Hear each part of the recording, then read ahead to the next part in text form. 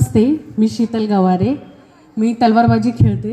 आज मी दुसराच character play करणार होते, बट मला वेळ नाही भेटला, सो माझं जे ओरिजिनल आहे ते मी प्ले केलं. महिला दिनाच्या सगळ्यांना शुभेच्छा. थँक्यू.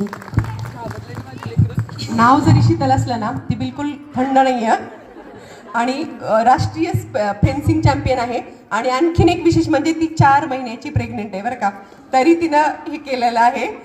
थँक्यू शीतल. नेक्स्ट.